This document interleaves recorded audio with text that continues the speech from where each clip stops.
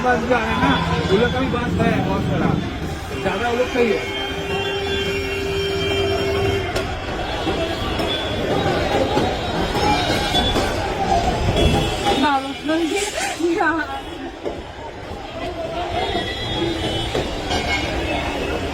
बाप रे,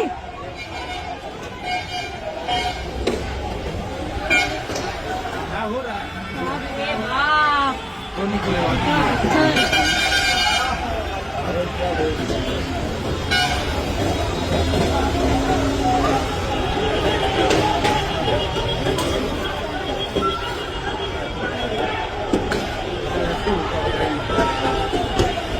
बाप रे भाई साहब, वही वही नॉर्मल लोग को क्यों गाड़ी में मार रहे हो?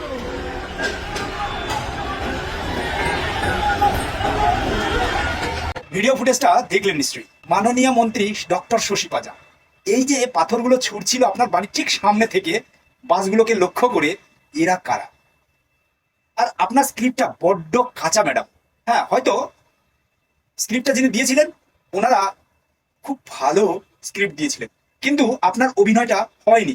কারণ আপনার আর একটা ফুটেজ আমরা পেয়ে গেছি। থাপ্পড় তো দেখাবো, আমাকে দেখা না। হোয়াটস রং উইথ ইউ? আমার দিকে আয়, থাপ্পড় তো দেখাবো, আমাকে দেখা না। হোয়াটস রং উইথ ইউ? মাননীয় মন্ত্রী বলছেন আমার দিকে আয় তবে তো দেখাবো, তখনও কিন্তু উনি আক্রান্ত নয়। বেশ পরিপাটি শাড়ি লক্ষ্য করলেন নিশ্চয়ই। তো মাননীয়া, আপনাকে এই স্ক্রিপ্টটা আরো পাকাপোক্ত করার জন্য অভিনয়টা আরো একটু শিখতে হতো আমাদের মাননীয় মুখ্যমন্ত্রী মমতা বন্দ্যোপাধ্যায়ের কাছ থেকে।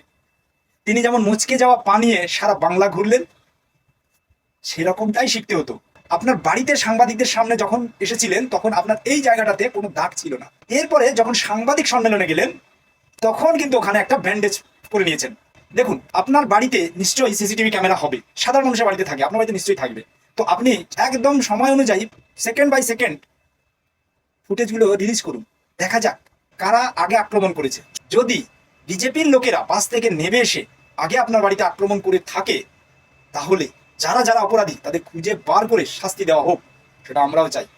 কিন্তু গল্পটা যদি অন্য হয় তাহলে কি বলবেন? বাংলার মানুষ এখন অনেক সচেতন ম্যাডাম, আর এইসব কাঁচা স্ক্রিপ্টে কাজ হবে না।